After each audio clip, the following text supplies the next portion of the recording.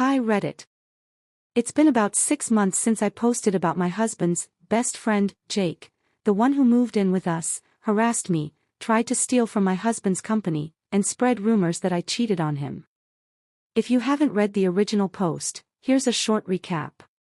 Jake moved in after a divorce, made inappropriate comments toward me, and eventually tried to destroy my marriage and my husband's reputation.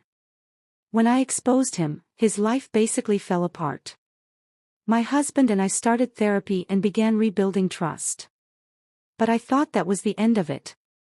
It wasn't. The message.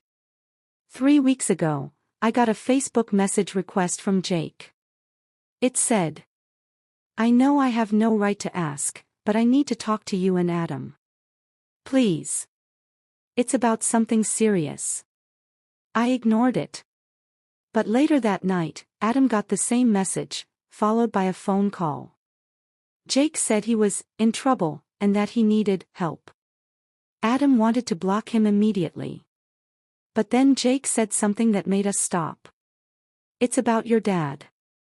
My husband's dad had recently passed away, and Jake used to know him well. They worked together for a few years. So against my better judgment, Adam agreed to meet him. I insisted on coming to the meeting. We met Jake at a small diner on the edge of town. He looked awful. Thin, unshaven, hollow-eyed. He didn't even look like the same person. He started by saying, "I deserve everything that happened. I was angry, jealous, and stupid. I lied, and I paid for it." He told us he'd lost his job, his apartment, and most of his friends. His family had stopped talking to him. Then he said, "But I never meant to hurt you the way I did. I was in a bad place." I asked him what he wanted from us. He pulled out a folder. Inside were several printed emails, between my father-in-law and Jake, dated months before his death. The emails were about a real estate investment they'd started together. My father-in-law had apparently put Jake's name on some documents as a secondary contact. After the scandal, everything got frozen, and some money, a lot of money, had been sitting in limbo under Jake's name. Jake said, "I came clean to the lawyer. The money belongs to your family, not me. But they won't release it unless I sign the transfer in person." I didn't know whether to believe him. The signature. We went with him to the lawyer's office 2 days later. Sure enough, the money, around $46,000, was being held under Jake's name due to a paperwork error. He signed it over to my husband without hesitation.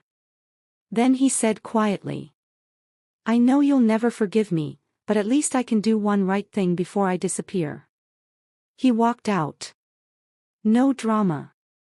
No begging. Just gone. I thought that was the last time we'd see him. But 2 weeks later, we got a call. The news. Jake had been found dead in a motel room. Overdose. The police said it looked intentional. They found a letter in his bag addressed to Adam and me. It said, "I wanted to fix what I broke. I know saying sorry doesn't undo the pain I caused, but I didn't want to leave without making it right. Tell her she was right about me. Tell him I always envied what you two had, not the house, not the money. The trust." I just sat there crying. Because despite everything, the lies, the manipulation, the betrayal, part of me still saw the broken human underneath it all. Adam was quiet for a long time. Then he said something I'll never forget. "Forgiveness doesn't mean letting someone back in. It just means you stop letting them live rent-free in your head." We donated part of the money to a rehab foundation in Jake's name. The rest went to pay off some debts my father-in-law had left behind. It felt like closing a very heavy chapter. Final thoughts.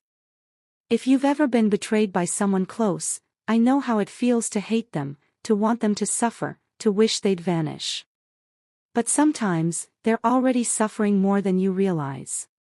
Jake was a terrible friend.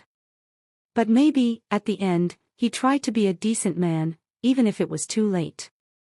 So, no, I don't regret exposing him. But I do hope he finally found peace.